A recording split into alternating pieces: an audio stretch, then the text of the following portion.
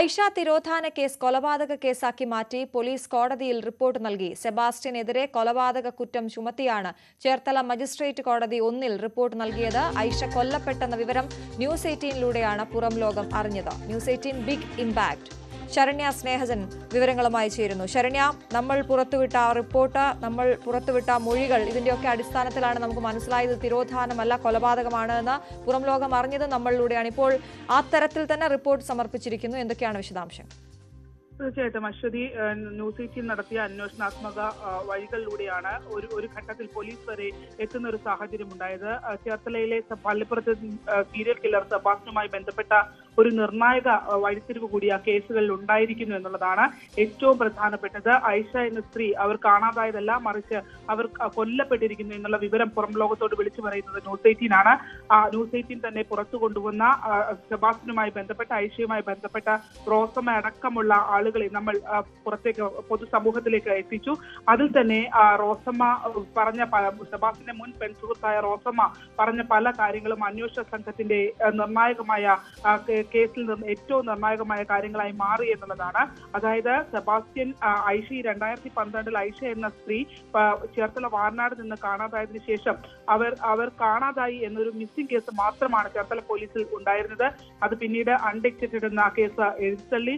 എന്നാൽ ജൈനമ്മ തിരോധാന കേസ് വന്നതോടുകൂടി ജൈനമ്മ മാത്രമല്ല, ചേർത്തലയും പരിസര പ്രദേശങ്ങളും കേന്ദ്രീകരിച്ച് നിരവധി സ്ത്രീകളെ കാണാതായിട്ടുണ്ട് എന്ന് നമ്മൾ അന്വേഷണത്തിലൂടെ കണ്ടെത്തി.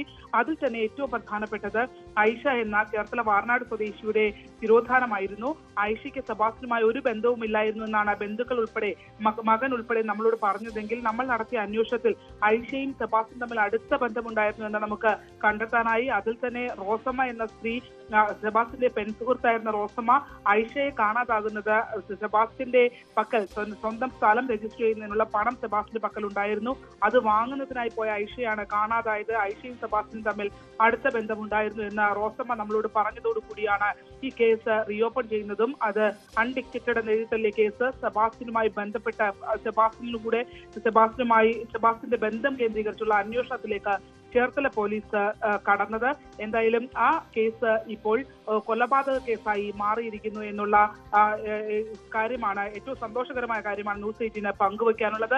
അതിൽ തന്നെ 302 അടക്കമുള്ള വകുപ്പുകൾ സെബാസ്റ്റ്യനെതിരെ ചുമത്തിക്കൊണ്ട് ചേർത്തല CI നൈസാദ് ഇപ്പോൾ ചേർത്തല മജിസ്ട്രേറ്റ് കോടതി 1 റിപ്പോർട്ട് നൽകിയിരിക്കുന്നു.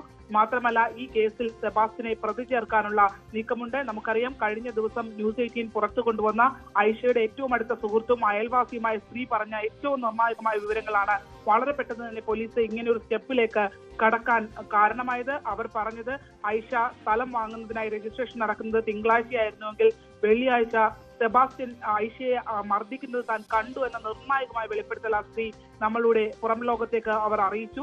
അവർ പറഞ്ഞത് ഐഷയെ വെള്ളിയാഴ്ച, ഐഷയെ കാണാതാകുന്ന 2012 മെയ് 12 ഐഷയുടെ വീട്ടിൽ വെച്ച് സെബാസ്റ്റ്യൻ പണം തിരികെ ചോദിച്ചതിന്റെ പേരിൽ ഐഷയുടെ മുഖത്തടിച്ചു എന്നുള്ളതാണ്. 2.5 ലക്ഷം രൂപയ്ക്കും 1.5 പവൻ മാലയ്ക്കും വേണ്ടിയാണ്, സ്വർണ്ണമാലയ്ക്കും വേണ്ടിയാണ് ഐഷയെ കൊലപ്പെടുത്തിയെന്ന് അവർ നമ്മളോട് പറഞ്ഞു.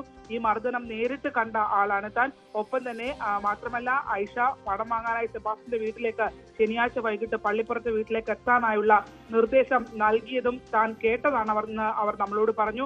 അതിന്റെ അടിസ്ഥാനത്തിലാണ് ഐഷ ശനിയാഴ്ച വൈകിട്ടോടുകൂടി പള്ളിപ്പുറത്തെ വീട്ടിലേക്ക് പോകുന്നത്. പള്ളിപ്പുറത്തെ വീട്ടിലേക്ക് പോയ ഐഷ തിരികെ വന്നിട്ടില്ല എന്നുള്ളതാണ്.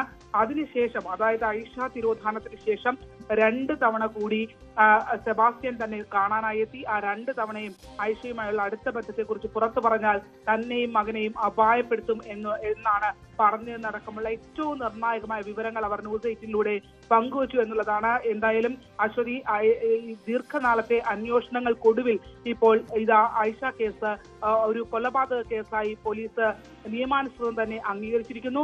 അവര് 302 അടക്കമുള്ള 2012 കേസായതുകൊണ്ട് തന്നെ 302 അടക്കമുള്ള വകുപ്പുകൾ ആണ് ചുമത്തുന്നത്.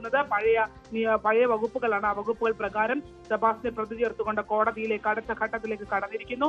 എന്തായാലും ഐഷ തിരോധാന കേസിൽ ഇനി വേണ്ടത് ഇപ്പോൾ ആലപ്പുഴയിൽ ബിന്ദു പത്മനാഭൻ കേസിൽ റിമാൻഡിൽ വിയ്യൂർ ജയിലിലാണ് സെബാസ്റ്റ്യനുള്ളത്. വിയ്യൂർ ജയിലിൽ നിന്നും സെബാസ്റ്റ്യന്റെ അറസ്റ്റ് രേഖപ്പെടുത്തുക എന്നുള്ളതാണ്. ഫോർമൽ അറസ്റ്റിന് ശേഷം ഐഷ കേസിൽ കൂടി സംഘം സെബാസ്റ്റ്യനെ കസ്റ്റഡിയിലെടുക്കും. അശ്വതി.